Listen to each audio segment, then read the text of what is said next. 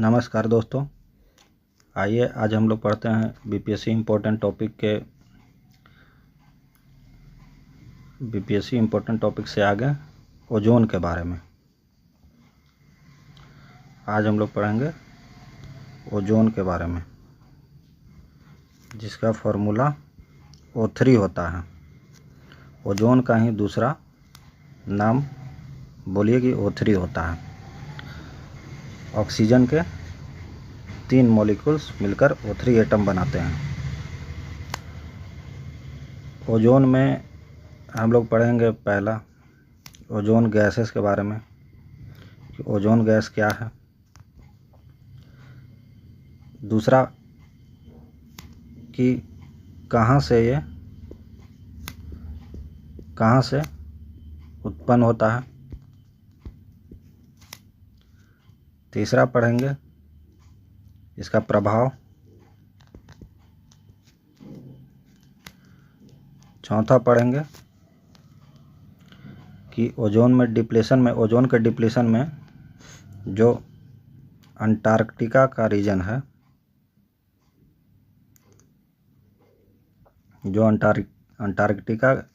Reason है, वो कैसे डिप्लीट हो रहा है और उसका डिप्लीट होने का कारण क्या है। फिर हम लोग पढ़ेंगे कि जो बैठक हुआ ओजोन के ऊपर, और फिर हम लोग पढ़ेंगे कि कैसे इस पर वर्ल्ड पॉलिटिक्स हुआ, इंडिया और टेम्परेट जोन में रहने वाले जो ट्रॉपिकल बेल्ट में जो लोग थे, जो विकसित से विकासशील की तरफ बढ़ रहे थे, इंडिया और गरीब देश को कैसे इसके पॉलिटिक्स का शिकार होना पड़ा। तो सबसे पहले ओजोन के बारे में पढ़ेंगे कि ओजोन क्या है और इसका डिप्लीशन कैसे होता है, टूटता कैसे है। दूसरा गैस के बारे में पढ़ेंगे, कहाँ से उत्पन्न होता है वो पढ़ेंगे, प्रभाव पढ़ेंगे, और अंटार्कटिका के रीजन में क्यों जो है कि ओजोन का डिप्लीशन हो रहा है, इसका कारण क्या है। फिर जो बैठक हुआ और फिर वर्ल्ड पॉलिटिक्स इसके ऊपर। तो चलिए आइए देखते हैं सबसे पहला टॉपिक में कि ओजोन का डिप्लीशन कैसे हुआ। ओजोन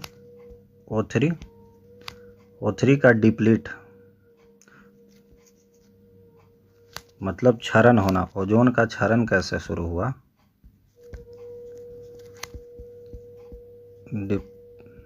डिप्लीट कैसे हुआ। तो हम जैसे कि मान के चलते हैं कि ये सन है, ये सूर्य है, और ये हमारा धरती का गोला है। यहाँ पे ट्रोपोस्फेयर है, क्षोभमंडल, यहाँ पे क्षोभमंडल है, जो कि ये करीब 20 किलोमीटर अर्थ के एटमॉस्फेयर से, अर्थ के लेयर से लेकर के जो दूरी है क्षोभमंडल का 20 किलोमीटर। फिर इसके ऊपर हम आते हैं तो ये आता है स्ट्रेटोस्फेयर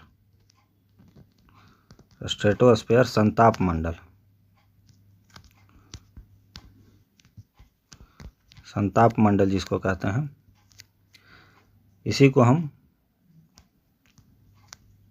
ओजोन मंडल भी कहते हैं। तो इसका जो ऊपरी लेयर है, ये वाला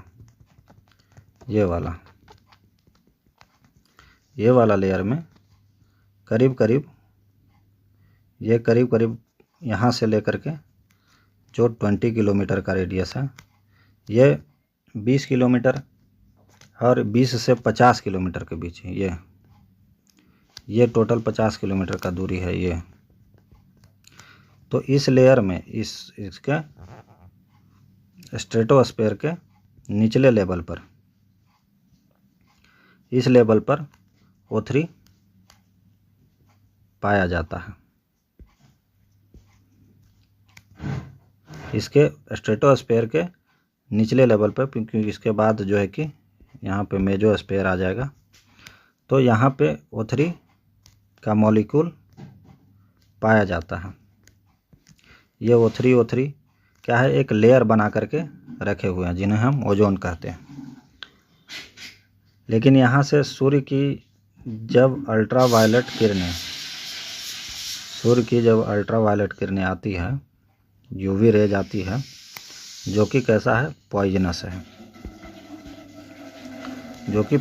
है, तो सूर्य के किरण से अल्ट्रावायलेट रेज आती है और इस O3 पर अटैक करती है। और अटैक होने के कारण O3 क्या है कि स्ट्रेटोस्फेयर, इसका जो ओजोन का परत है, इसमें से इसका डिप्लीशन होता है, क्षरण होता है। और ये O3 जो है कि इस तरह से टूट करके ये O3 पर जब अल्ट्रावायलेट रेज का अटैक होता है तो ये एक O2 का अणु और एक ऑक्सीजन में टूट के अलग हो जाता है। जितना भी O3 है सब O2 और O में कन्वर्ट हो जाता है। तो इसको हम नेक्स्ट पेज में एक फिगर और बना लेते हैं। तो यहाँ पे हमारा सन है, यहाँ से चला अल्ट्रावायलेट रेज, यहाँ से अल्ट्रावायलेट रेज चला और ये ओजोन के O3 लेयर पे अटैक करेगा, O3 पे अटैक करेगा। और ये जब अटैक करेगा, जहाँ पे भी अटैक करेगा, चूँकि ये स्ट्रेटोस्फेयर है, संताप मंडल है, जिसको ओजोन मंडल कहते हैं। ये अटैक करने के बाद इसको 2 मॉलिक्यूल में तोड़ देगा, एक O एक O2 में तोड़ देगा, सबको O और O2 में तोड़ देगा, ये O और O2 में तोड़ देगा। चूँकि ये स्ट्रेटोस्फेयर में टूट चुका है और ये जो है कि ट्रोपोस्फेयर में फिर क्षोभ मंडल में एंट्री मारेगा, ये क्षोभ मंडल में एंट्री मारेगा। ये ऑक्सीजन और ऑक्सीजन का एटम O2 क्षोभ मंडल में पहुंच चुका है। अब जब क्षोभ मंडल में पहुंच चुका है तो हम यहाँ पे इसे, यहाँ से इस फिगर को समझ लीजिए यहाँ तक, कि यहाँ से अल्ट्रावायलेट रेज आएगा, जो स्ट्रेटोस्फेयर है उसके ऊपरी, उसके जो निचली परत होती है वहाँ पे होता है ओजोन। तो ये O3 पर अटैक करने के बाद यूवी जब O3 पर अटैक करेगा तो इसे 2 मॉलिक्यूल में तोड़ देगा, एक सिंगल ऑक्सीजन का एटम और एक O2 में तोड़ देगा। अब ऑक्सीजन पे ये बम्बार्डिंग करने के बाद, चूँकि ऑक्सीजन टूटने के बाद ट्रोपोस्फेयर क्षोभ मंडल के क्षेत्र में आ गया, इसके आने के बाद यहाँ पे नेक्स्ट फिगर अगर इसको हम समझें तो सन से अटैक होने के बाद ये जब टूट चुका होता है, O3 जो है कि टूट चुका होता है O और O2 में, तो ये पहुंच जाता है आपका ट्रोपोस्फेयर में, क्षोभ मंडल में पहुंच चुका होता है। अब ऊपर से अल्ट्रावायलेट रेज इसको अटैक करता है, ऊपर से अल्ट्रावायलेट रेज अटैक करता है जो कि पॉइजनस है। और हम जानते हैं कि ओजोन जो है कि हमारे अल्ट्रावायलेट रेज से हमको बचाता है। तो अगर ये यहाँ पे झेल लेता है, जिसके वजह से क्या है कि अधिकतर अल्ट्रावायलेट रेज को ये प्रभाव को कम कर देता है, यहाँ पे अल्ट्रावायलेट प्रभाव को ये कम कर देता है। टूट चुका होता है लेकिन ये यहाँ पे एक छतरी का काम करता है, लेयर का काम करता है, और यहाँ पे ये खुद अल्ट्रावायलेट रेज झेल करके टूट कर नीचे आता है। लेकिन ये कब होता है? ये घटना दिन के समय होती है, डे टाइम। ये डे टाइम होती है क्योंकि सूर्य की किरण दिन के समय पड़ता है। लेकिन ये टूटने के बाद 2 मॉलिक्यूल में, यहाँ नाइट के टाइम में, यहाँ जब ये टूट करके आती है तो नाइट के टाइम में फिर से ये O3 का लेयर बना लेती है। ये अपने ओरिजिनल रूप में ओजोन, जिसको कि हम O3 के नाम से जानते हैं, वो फिर से रात के समय में इस क्षोभ मंडल में बन जाती है। इसलिए हम पढ़े हैं कि ओजोन लेयर में तो O3 पाया जाता है और क्षोभ मंडल में भी ओजोन गैस पाया जाता है। तो यहाँ से बम्बार्डिंग होने के बाद ये यहाँ आता है और नाइट के टाइम में ये फिर से पुनः रूप में धारण कर लेता है ये अर्थ के एटमॉस्फेयर में। लेकिन अब ऊपर से अल्ट्रावायलेट रेज का अटैक झेलता है। अटैक देखिएगा दो तरफ से ये झेलेगा। ऊपर से अल्ट्रावायलेट रेज को झेला तो ये हमें प्रोटेक्ट कर दिया, अल्ट्रावायलेट रेज से बचा दिया। लेकिन यहाँ पर जब ये अर्थ के एटमॉस्फेयर में आया, क्षोभ मंडल में आया, ट्रोपोस्फेयर में आया, तो O3 तो फिर से बन गया। लेकिन हम जो डेवलप्ड कहे जाने वाले मानव हैं, जो बुद्ध प्रबुद्ध टेक्निकल मानव, जो टेक्निकल ह्यूमन, जो हम अपने आप को डेवलप्ड कहते हैं, तो ये सूर्य से टकराने के बाद एक अटैक झेलने के बाद यूवी का O3 O2 एंड O में कन्वर्ट हो जाता है और यहाँ ये दिन के समय झेलता है। नाइट में ये फिर से बैक करने का कोशिश करता है कि हम अपने पुनः संरचना में आ जाएं। नाइट में फिर से O3 के फॉर्म में बना लेता है। लेकिन एक अटैक इसका ऊपर से और एक अटैक इसको मिलेगा फिर नीचे से। नीचे से अटैक कौन देगा? टेक्निकल मानव। ये जो बुद्ध प्रबुद्ध कहे जाने वाले लोग हैं, जो हम लोग सूट बूट के लोग हैं, जो हम लोग डेवलप्ड मानव हैं, जो विकसित मानव हैं, हम किस तरह से, हमने कहा था कि ह्यूमन एक्टिविटी इन्वायरमेंट को डिग्रेड कर रहा है। ह्यूमन एक्टिविटी इन्वायरमेंट को डिग्रेड कर रहा है। किस तरह से कर रहा है? हमने green house gases, carbon dioxide के वीडियो में कहा था कि हमें लगता है कि हम कहाँ दोषी हैं किसी चीज़ के। कोई कुछ भी चीज़ हो रहा है तो उसमें हमारा दोष कहाँ है? तो फिर से यहाँ पे जिस तरह से ग्लोबल वार्मिंग को बढ़ाने में हम कार्बन डाइऑक्साइड की मात्रा को हर एक्टिविटी से बढ़ा रहे थे, उसी तरह से ये O3 बेचारा हमारे लेयर, प्रोटेक्शन के लेयर में लगा हुआ है। ऊपर से तो ये झेल करके नीचे आता है और पुनः कोशिश करता है। चूँकि नेचर बैक करती है, नेचर अपने आप को हमेशा बैक करती है। प्रकृति हमेशा अपने स्वरूप में आना चाहती है। प्रकृति कभी अपना स्वरूप नहीं छोड़ना चाहती है। प्रकृति हमेशा अपने स्वरूप को धारण करना चाहती है। अगर उससे कोई छेड़छाड़ करता है तो फिर से वो उस रूप को धारण करना चाहती है। लेकिन हम डेवलप्ड मानव इस चीज़ में लगातार लगे हुए हैं कि हम विकास कर जाएं, विकसित हो जाएं। और इस विकसित होने के क्रम में ये जो बुद्ध प्रबुद्ध कहे जाने वाले हम लोग जो मानव हैं, जो सूट बूट पहनने वाले लोग हैं हम लोग, और ये ह्यूमन एक्टिविटी देखिए हमारे एक्टिविटी से कैसे प्रभावित होगा। हमने कहा कि O3 कन्वर्ट होकर के O और O2 में बन गया। लेकिन फिर से ये कोशिश करता है कि O3 में बैक कर जाए। बैक कर जाता है नाइट के टाइम में, ये बैक कर जाता है। लेकिन हम टेक्निकल मानव, बुद्ध प्रबुद्ध कहे जाने वाले लोग, होशियार कहे जाने वाले लोग, और बहुत ही अपने आप को विकसित समझने वाले लोग, टेक्निकल ह्यूमन का करामात देखिए, ये यूज करता है फ्रिज। टेक्निकल मानव, विकसित मानव यूज करता है फ्रिज। हम और आप यूज करता है एयर कंडीशन अपने घरों में, यूज करता है cosmetic product, cosmetic product use करता है, साजो सज्जा का सामान, नेल पॉलिश यूज करता है, हेयर ड्रायर अपने बालों को रंगता है, हेयर ड्रायर यूज करता है, यूज करता है परफ्यूम स्प्रे, यूज करता है एरोसोल। एरोसोल में भी स्प्रे टाइप का ही होता है जिसमें लिक्विड कंटेन होता है, एरोसोल। यूज करता है फर्नीचर का पॉलिश,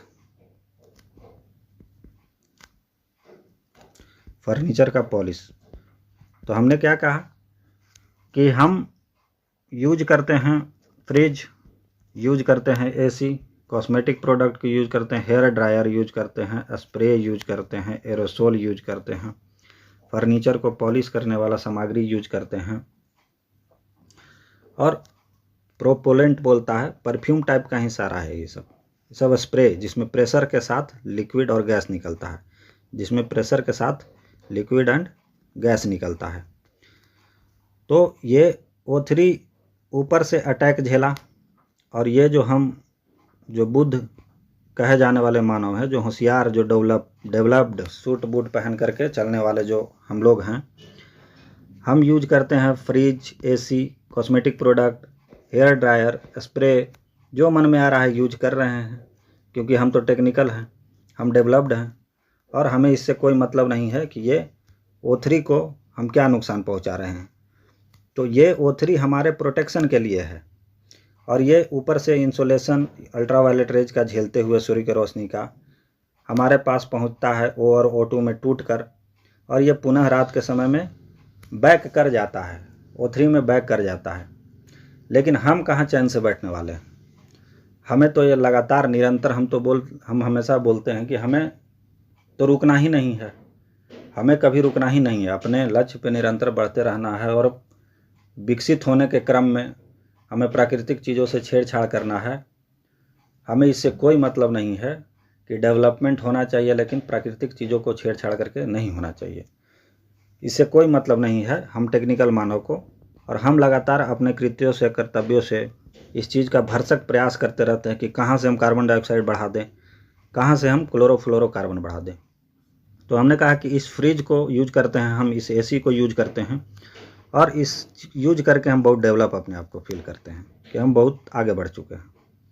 कॉस्मेटिक प्रोडक्ट को यूज करते हैं, हेयर ड्रायर को यूज करते हैं, और स्प्रे को यूज करते हैं, एरोसोल को यूज करते हैं, और फर्नीचर पॉलिश को यूज करते हैं, प्रोपोलेंट को यूज करते हैं।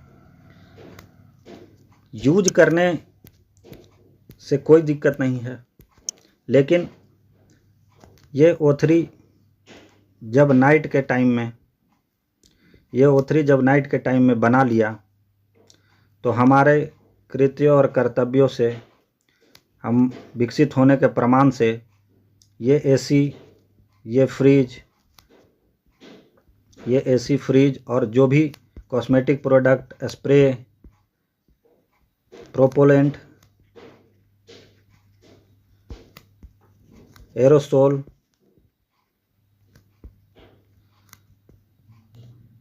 और जो फर्नीचर का पॉलिश यूज किए, और भी इसमें लिस्ट में है, तो ये सब एक गैस छोड़ा, ये सब से एक गैस निकलता है जिसका नाम है CFCS, क्लोरोफ्लोरोकार्बन सब्सटेंस।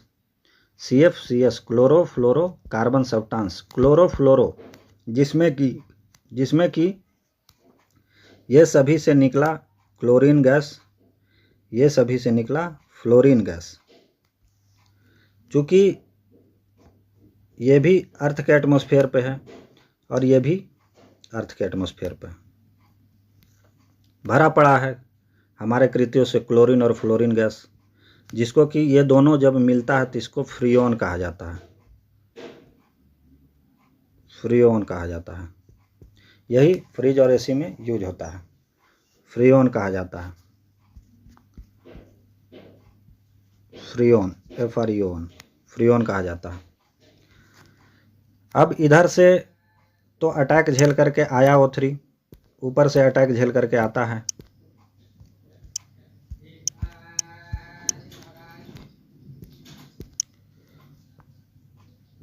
O3 ऊपर से अटैक झेल करके आता है, और नाइट के टाइम में ये बना लेता है फिर से।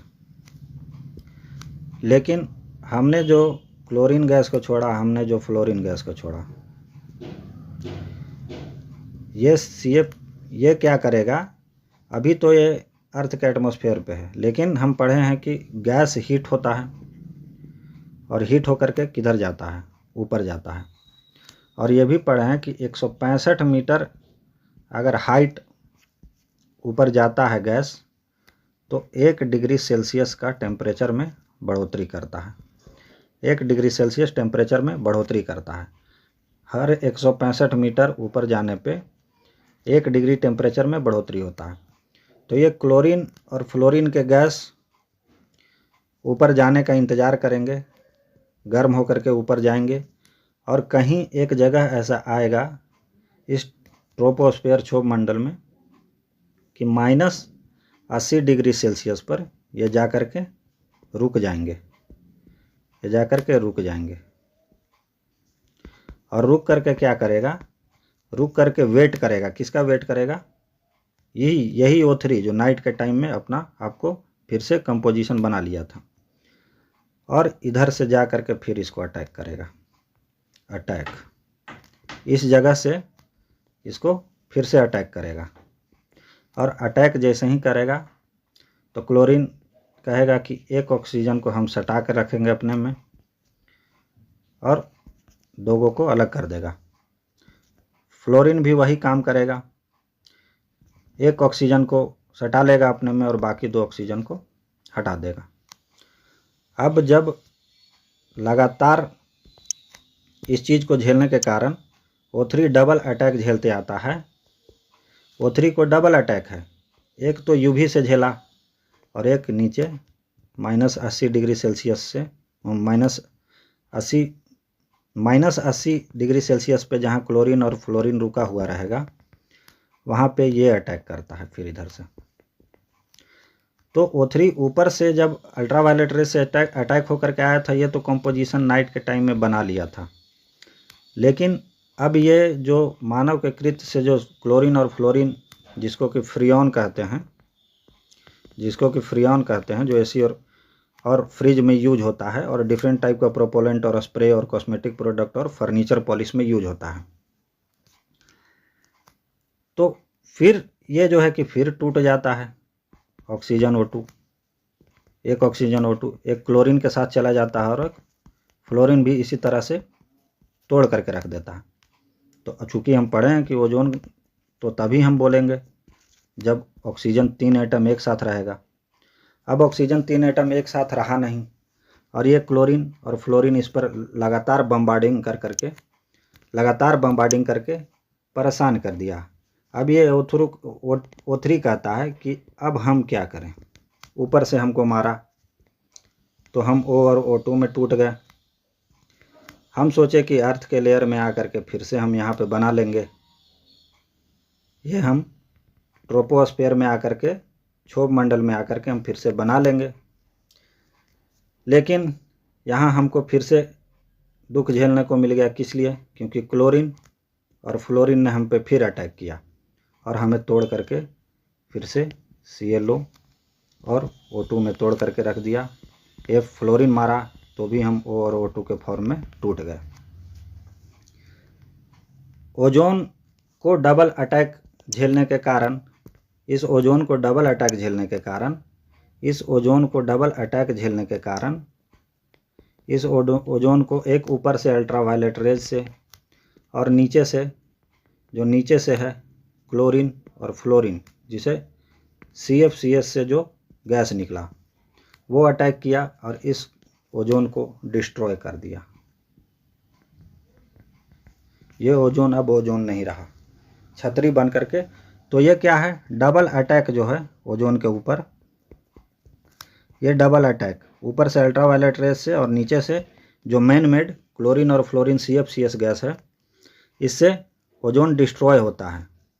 तो इसका मतलब ये है कि ये ओजोन का डिप्लीशन लगातार चल रहा है। और अल्ट्रावायलेट रेज से जो करता है डिप्लीशन, अल्ट्रावायलेट रेज जो ओजोन को तोड़ा, तो यहाँ से तो ये नेचुरल है, ये फिर बना लेगा, ये बना लेता है, अपने पुनः फॉर्म में आ जाता है। लेकिन जो हम इधर से नीचे से दे रहे हैं उसको डोज, जो हम उधर नीचे से अटैक कर रहे हैं उसको, क्लोरीन और फ्लोरीन CFCS जो निकाल रहे हैं हम, कि हम रेफ्रिजरेटर यूज कर रहे हैं, हम AC यूज कर रहे हैं, फर्नीचर यूज कर रहे हैं, हेयर ड्रायर यूज कर रहे हैं, कॉस्मेटिक प्रोडक्ट यूज कर रहे हैं, जेट स्प्रे यूज कर रहे हैं, एरोसोल यूज कर रहे हैं। तो इसके कारण हम दोषी हैं। जो हमको लगता है कि कुछ भी हो रहा है तो उसमें हमारा दोष कहाँ है? भरपूर दोष है। तो इस O3 को, कहानी को समझें कि कैसे ये टूटता है, डबल अटैक इस पर कैसे होता है। नीचे से हम देते हैं, ऊपर से सूर्य की रोशनी देता है, और ये अटैक में बेचारा टूट करके O और O2 में, और ये अब कहता है कि हम कुछ नहीं कर पाएंगे, और हम कुछ नहीं कर पाएंगे, हमारी कोशिश नाकाम हुई, क्योंकि हमने ऊपर से प्रयास किया कि नीचे आके बैक कर जाएं, लेकिन आपने जो डेवलप्ड लोग हैं, जो टेक्निकल लोग हैं, और एक चीज़ समझ लीजिए, टेक्निकल और डेवलप्ड का जब हम बात करेंगे तो सबसे ज़्यादा डेवलप और सबसे ज़्यादा टेक्निकल अगर हम अर्थ पे बात करें तो कौन से कंट्री हैं? या तो American country, north America, south America, या यूरोपियन कंट्री, या हम साफ शब्दों में कहें तो वाइट स्किन मैन, गोरे लोग, जो कि विदेशी जिसको कहेंगे, फॉरेनर्स। इस चीज़ को, एक चीज़ को समझ लेना है कि ओजोन का डिप्लीशन नीचे में ट्रोपोस्फीयर में क्लोरीन और फ्लोरीन के कारण होता है, मतलब CFCS के कारण। तो हम सूर्य की रोशनी से अल्ट्रावायलेट को तो कम नहीं कर सकते हैं, लेकिन इस पे हम कंट्रोल कर सकते हैं। तो हम बोले कि O3 का डिप्लीशन सबसे ज़्यादा ट्रोपोस्फीयर में नीचे से क्लोरीन और फ्लोरीन गैस जो जा रही है वो कर रही है। इसको CFCS क्लोरोफ्लोरोकार्बन बोलते हैं। और ये क्लोरोफ्लोरोकार्बन सबसे ज़्यादा कौन लोग फ्रिज और AC यूज करेंगे? डेवलप्ड नेशन, जो विकसित देश हैं, जैसे कि America, Canada, Japan, south Africa, और अमेरिका में नॉर्थ अमेरिका और साउथ अमेरिका, नॉर्थ अमेरिका और साउथ अमेरिका। ये डेवलप्ड नेशन सबसे ज़्यादा CFCS का उत्सर्जन करेंगे, क्योंकि इन्होंने AC, फ्रिज और कॉस्मेटिक प्रोडक्ट का यूज बहुत पहले से शुरू कर दिया। ये ज़्यादा डेवलप्ड कहे जाते हैं, ये ज़्यादा टेक्निकल हैं हमारे तुलना में। चूँकि हम इस फ्लो को समझिएगा कि O2 जो है कि ट्रोपोस्फीयर में क्लोरीन और फ्लोरीन गैस के छोड़ने के कारण होता है, और CFCS से निकलता है, इसका लिस्ट बताएं। और ये कहाँ से ज़्यादा निकलेगा? डेवलप्ड नेशन से। और डेवलप्ड नेशन कौन? Canada, north America, south America, Japan और साउथ अफ्रीका और ऑस्ट्रिया, ये सब जो कंट्री है, ब्राज़ील, ये सब। अब बात है कि ओजोन जब डिस्ट्रॉय हुआ तो प्रकृति बदला लेती है। क्या करती है? नेचर सीख सिखाती है। नेचर के साथ छेड़छाड़ करिएगा तो यह क्या करेगी? लेसन सिखाएगी आपको। यह क्या करेगी? लेसन सिखाती है, सबक सिखाती है, सबक सिखाएगी। ये सबक किसको सिखाएगी? डेवलप्ड मानव, टेक्निकल मानव को, डेवलप्ड नेशन को। और वाइट स्किन, डेवलप्ड नेशन में हम जान रहे हैं कि वाइट स्किन के लोग ज़्यादा हैं। ये क्या करेगी? एक एक को चुन चुन करके हिसाब लेगी। किस रूप में हिसाब लेगी? इसका इम्पैक्ट हम पढ़ रहे हैं कि सबक सिखाएगी ओजोन। इम्पैक्ट, असर क्या दिखाएगी? तो असर दिखाएगी कि ये सबसे पहले उन क्षेत्रों में अटैक करेगी जहाँ पे कि CFCS का उत्सर्जन ज़्यादा हुआ, क्लोरोफ्लोरोकार्बन का उत्सर्जन ज़्यादा हुआ। जिन मानव ने सबसे ज़्यादा AC फ्रिज और TV, AC फ्रिज और furniture polish, hair dryer, cosmetic product, jet spray, aerosol और CFCS के उत्सर्जन करने वाले चीज़ों का उपयोग पिछले 100, 200, 400 सालों से किया, पिछले 200 सालों से 100 सालों से किया, उन पर ये नेचर अटैक करेगी और सबक सिखाएगी कि हमारे साथ तुम छेड़छाड़ किए हो, हम तुमको सिखाते हैं कि क्या होता है छेड़छाड़ का नतीजा।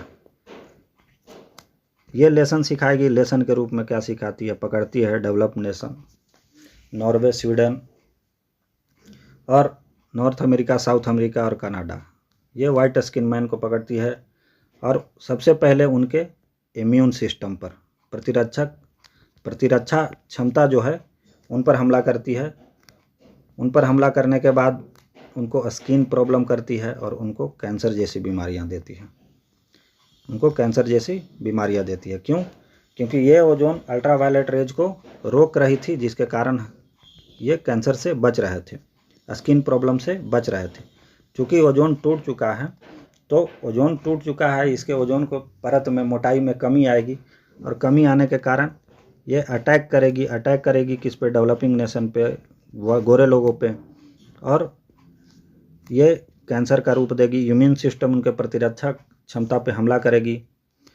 उसके बाद बीमारी देगी। बीमारी देने के बाद ये क्या करेगी, उनके खानों पर हमला करेगी, जो फूड वो खाते हैं। क्या? Soft food. सॉफ्ट फूड पे हमला करती है। सॉफ्ट फूड पे हमला करती है। और सॉफ्ट फूड कौन? जो मटर है, मटर का खेती होगा, टमाटर का खेती होगा, वो शाकाहारी भोजन पे उनका अटैक करती है। मटर, टमाटर, आलू, इन सब के पौधों को खराब कर देती है। इन सब के पौधों को खराब कर देती है कौन?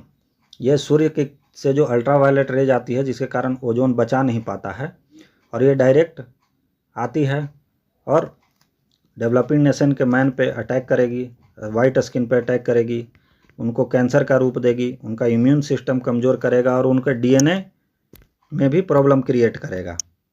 उनके डीएनए में भी प्रॉब्लम क्रिएट करेगा। ये ओजोन नुकसान के रूप में, सबक के रूप में क्या सिखाएगा कि वाइट स्किन मैन को पकड़ेगा, डेवलपिंग नेशन में रहने वाले, क्योंकि इन्होंने ही CFCS का उत्सर्जन सबसे ज़्यादा किया है। और इसके बाद ये स्किन प्रॉब्लम करेगा, कैंसर देगा। कैंसर के बाद इनके भोजन पर अटैक करेगा, खाने पर अटैक करेगा, फूड पे। और मटर, टमाटर, ये सब का जो खेती है, आलू का खेती है, ये सब पर अटैक करके उनको ख़त्म कर देगा। दूसरा, अगर वो शाकाहारी खाते हैं, मटर, टमाटर, आलू, जो सॉफ्ट फूड है, उस पर अटैक करेगा। दूसरा है कि उनके मांसाहारी भोजन, जो नॉन वेजिटेरियन भोजन है, मांसाहारी भोजन पर क्या करेगा, वो फिश खाते हैं अगर, तो फिश के लार्वा को मार देता है। फिश का लार्वा मतलब फिश का जो, मछली का जो छोटा, जब जन्म लेने के समय में जो बच्चा होता है, उसको लार्वा बोलते हैं। उनके लार्वा को अटैक करेगा, उनको मार देगा। फाइटोप्लैंक्टन, पानी में रहने वाले जीवों को नुकसान पहुंचाएगा, पानी में रहने वाले पौधों को नुकसान पहुंचाएगा। इसके बाद उनके जंगलों पे वार करेगा, उनके फॉरेस्ट पे वार करेगा। चूँकि हम पढ़े हैं, चूँकि हम जानते हैं कि ठंडे प्रदेशों में जो कोल्ड रीजन है, ठंडे प्रदेशों में, जैसे कनाडा में हम जानते हैं कि कैसा जंगल पाया जाता है, तो वहाँ पे शंकुदार वृक्ष पाए जाते हैं। कैसे वृक्ष पाए जाते हैं? शंकुदार वृक्ष पाए जाते हैं, जिन्हें कि कोनीफेरस फॉरेस्ट बोला जाता है। कोनीफेरस, ये इस तरह से लंबे पौधे होते हैं।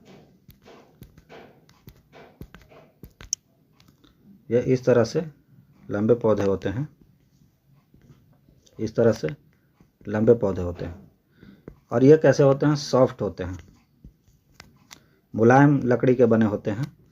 मुलायम चीज़ों पर वार करता है और इनको पीला कर देता है। इनको कैसा कर देता है? पीला कर देता है। तो हमने पढ़ा कि कैसे कैसे अटैक कर रहा है। शुरुआत में स्किन कैंसर दिया, स्किन कैंसर के बाद इम्यून सिस्टम पर अटैक करता है, फिर उनके शाकाहारी खानों पर अटैक करता है, जो सब्जी का खेती है और जो मटर, टमाटर का खेती है। सॉफ्ट फूड पे अटैक करता है, फिश के लार्वा को अटैक कर देता है, और उनके डीएनए पर अटैक करता है। उसके बाद उनके फॉरेस्ट पर अटैक करता है, जो कि कोनीफेरस फॉरेस्ट कहाँ पाया जाता है? हाई लैटिट्यूड, उच्च अक्षांशीय जो देश हैं, वहाँ पे कोनीफेरस फॉरेस्ट पाया जाता है, शंकुदार वृक्ष पाए जाते हैं। और ये कैसे होते हैं? मुलायम लकड़ी के बने होते हैं, सॉफ्ट होते हैं, और इनको कैसा कर देता है? येलो कर देता है। तो देख रहे हैं कि किस किस तरह से ये अटैक कर रहा है एक एक चीज़ पर, और सबसे ज़्यादा वाइट स्किन रखने वाले लोगों पे। फिर नेक्स्ट में इनके घरों में जो व्हीकल्स होते हैं, कार होगा, कार बाहर लगा रहेगा सनलाइट में, और कार बाहर सनलाइट में रहेगा, और यहाँ पे इस सनलाइट से इसको क्या करेंगे, कोरोड करेंगे, जंग लगा देंगे इसके।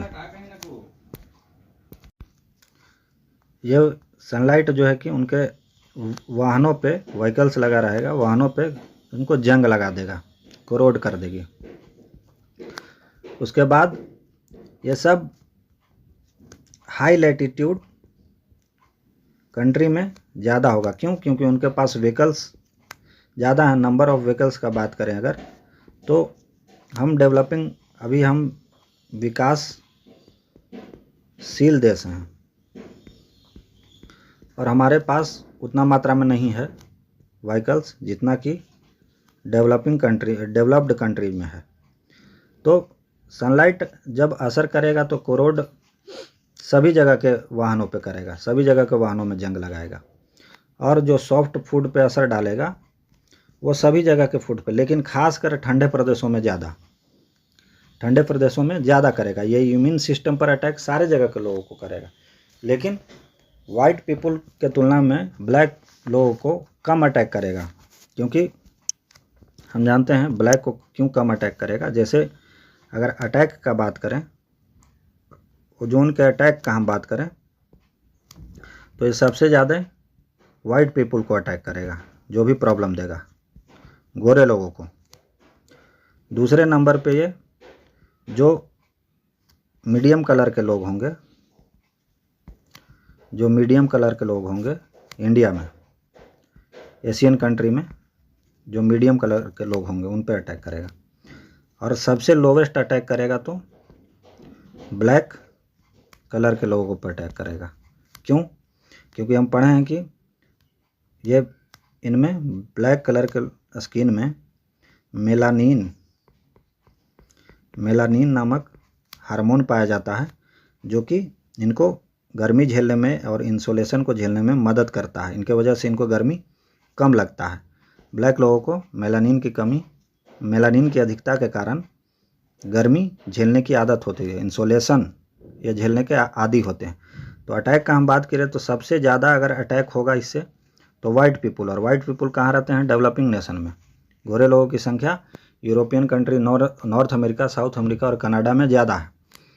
फिर मीडियम में जो एशियन कंट्रीज है, और ब्लैक कहाँ? African countries, black African countries, या जहाँ भी ब्लैक स्किन के पीपल रहते हैं वहाँ पे ओजोन का प्रभाव कम होगा। और सारे चीज़ों पे अटैक करने के बाद O3 सारे चीज़ों पे अटैक करने के बाद, स्किन पे कैंसर देने के बाद, उनके फूड पे अटैक करने के बाद, फूड में वेज और नॉन वेज दोनों चीज़ों पे लार्वा को मारता है। लार्वा को मारने के बाद उनके व्हीकल्स को कोरोड करता है, कार को कोरोड करेगा। कार को कोरोड करने के बाद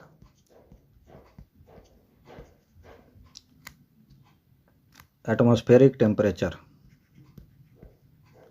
कार को कोरोड ये सब करने के बाद क्या करेगा? उनका टेम्परेचर एटमॉस्फेयर का इंक्रीज करेगा। टेम्परेचर इंक्रीज करेगा तो क्या होगा? ठंडे प्रदेश है, बर्फ़ होगा, ग्लेशियर होगा। तो टेम्परेचर जब इंक्रीज करेगा तो बर्फ़ पिघलना शुरू होगा, और बर्फ़ जब पिघलेगा तो सी का लेवल बढ़ेगा, और बर्फ़ जब पिघलेगा तो सी का लेवल बढ़ेगा। और सी का लेवल बढ़ने से जो जहाँ पे पॉपुलेशन रह रहा है, जहाँ पे आबादी रह रहा है, कहाँ? उच्च अक्षांशीय देशों में अगर बर्फ़ पिघलेगा तो बर्फ़ पिघल करके किधर साइड आएगा? निम्न अक्षांशीय देशों में, लो लैटिट्यूड कंट्री में। लो लैटिट्यूड कंट्री का मतलब ये जो 23.5 डिग्री उत्तर से लेकर 23.5 डिग्री दक्षिण, 23.5 डिग्री नॉर्थ से लेकर 23.5 डिग्री साउथ का जो जोन है, जो लो लैटिट्यूड, इसी को निम्न अक्षांशीय देश कहते हैं, जहाँ पे कि हम लोग रहते हैं। तो पॉपुलेशन जहाँ होगा, इस बर्फ़ के पिघलने से सी का लेवल राइज करेगा, और ये पॉपुलेशन जहाँ होगा वहाँ फ्लड आएगा या वहाँ पे पानी भरेगा। पानी भरने से क्या होगा कि ये लोग यहाँ से माइग्रेट करेंगे और माइग्रेट करके फिर से कहाँ जाएंगे, जहाँ पे न्यू लैंड बना, जहाँ से बर्फ़ पिघला, यहाँ पे न्यू लैंड बना, जहाँ नया ज़मीन बना, बर्फ़ पिघलने से नया ज़मीन बना। और ओल्ड ज़मीन जहाँ पे वो रह रहे थे, ओल्ड लैंड क्या होगा, फ्लडेड हो जाएगा, फ्लडेड हो जाएगा। जैसा कि हम जानते हैं कि जो तटीय क्षेत्र है, जो तटीय क्षेत्र है, जो इंडिया में जो तटीय क्षेत्र है, ये सब सी का लेवल बढ़ेगा और ये सब जगह डूबेगा। जैसे कि हम जानते हैं कि मुंबई में वाटर लेवल जो है कि सी बीच पे हमेशा बढ़ रहा है, गुजरात, तो ये सब डूबेगा। और ये सब में रहने वाले लोग फिर कहाँ माइग्रेट करेंगे, उन क्षेत्रों में माइग्रेट करेंगे जहाँ की न्यू लैंड विकसित हुआ। नया लैंड कैसे बना, ड्यू टू ग्लेशियर के पिघलने से।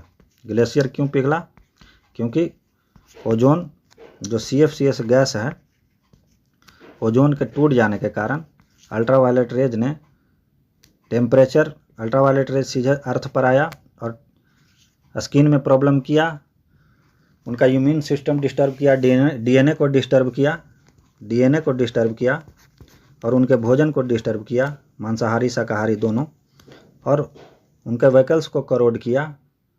और उनके व्हीकल्स को करोड करने के बाद मेटल को करोड, मतलब मेटल को करोड किया, जंग लगाया। और उसके बाद जो है कि टेम्परेचर को इंक्रीज किया। और टेम्परेचर को इंक्रीज करने के बाद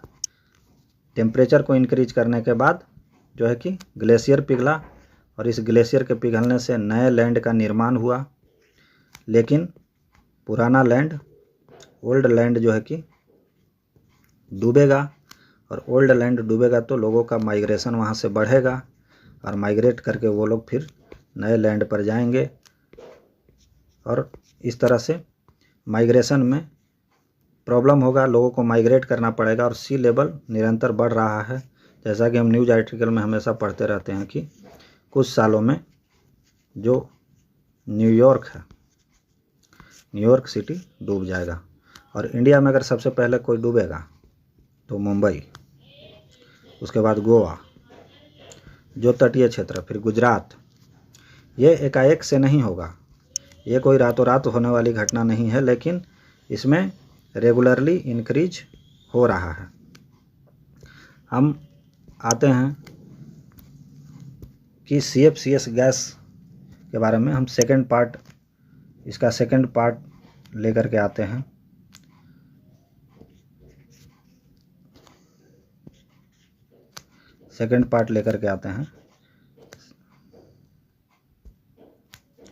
सेकंड पार्ट 2 ओजोन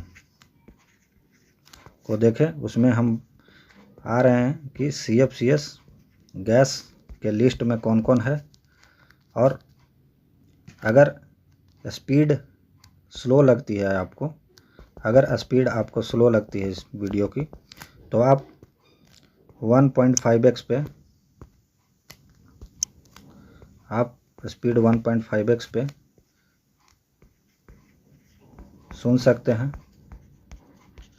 क्योंकि वीडियो का एक्सप्लेनेशन में वीडियो लंबा हो जाता है, लेकिन एक्सप्लेन करना ज़रूरी है, एक्सप्लेन करना ज़रूरी है, एक्सप्लेनेशन ज़रूरी है। क्यों? क्योंकि यह इम्पोर्टेंट है और एक बार सुनना है और उसको मल्टीपल टाइम ऑडियो की तरह कान में लगा करके सुनते रहना। इसका रीज़न क्या है कि ऑब्जेक्टिव सॉल्व करने के लिए सिर्फ 2 लाइन का क्वेश्चन है कि CFCS को याद कर लीजिए क्या क्या है, फिर ओजोन को O3 बोलते हैं, नापने की क्या ऑप्शन है, किस स्फीयर में पाया जाता है। 10 मिनट के वीडियो में समाप्त। लेकिन अंडरस्टैंडिंग डेवलप होना चाहिए। अंडरस्टैंडिंग डेवलप होने के बाद आपको छोटा चीज़ याद करने में बहुत आसानी होता है। तो 10 मिनट आप कम से कम 100 बार पढ़े होंगे कि ओजोन गैस क्या है। लेकिन अगर ये पूछ दे कि इनके नुकसान क्या है क्या नहीं है, अगर मेंस आंसर राइटिंग में लिखने का बात आ जाए तो इसके लिए ये डिस्कशन किया जा रहा है। और एक वीडियो और इसका आएगा। इसके बाद आप CFCS में जो गैस लिस्टेड है, जिनको कि ODS कहा जाता है, ओजोन डिप्लेटिंग सब्सटेंस, उन गैसों के लिस्ट में बता दिया जाएगा। फिर इसके बाद बता दिया जाएगा कि 2 जगह पे आर्कटिक अंटार्कटिक में हो रहा है तो क्यों हो रहा है, उसका कारण क्या है। फिर हम आएंगे सीधे उसके बैठक पर लेकर के, और पॉलिटिक्स कैसे इंडिया के साथ इस चीज़ को लेकर के हो रहा है और इंडिया का रोल क्या है, और डेवलपिंग नेशंस ने किस तरह इंडिया या इस जोन में रहने वाले लोगों को, ये ग्लोब है तो ये इक्वेटर है 0 डिग्री, और ये 23.5 डिग्री नॉर्थ है और ये 23.5 डिग्री साउथ है। तो इस जोन में जो रहने वाले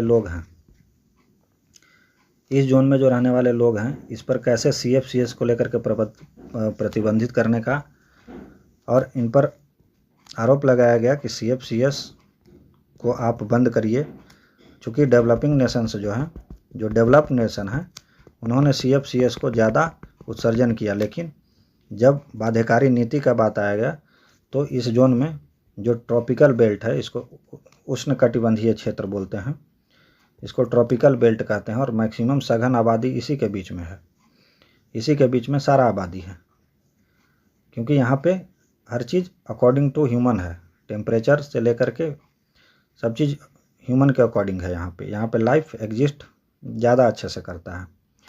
तो हम आते हैं लेकर के, इसके बाद सेकंड पार्ट को देखना ना भूलें। Second part ozone